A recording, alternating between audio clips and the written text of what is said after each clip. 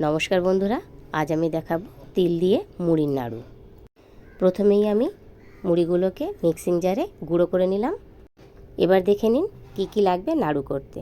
আমি নিয়েছি কিশমিশ, এলাচ, কাজু আর এমনি বাদাম, তিল আর চিনি।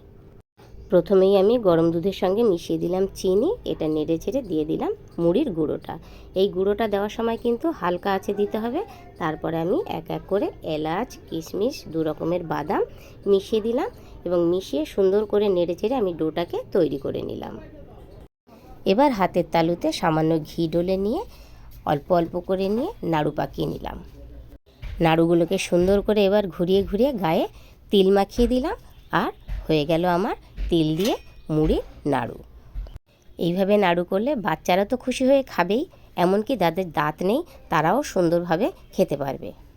তাহলে বন্ধুরা, ভিডিওটা যদি ভালো লাগে তাহলে লাইক, শেয়ার আর সাবস্ক্রাইব করতে একদম ভুলবেন না। টাটা।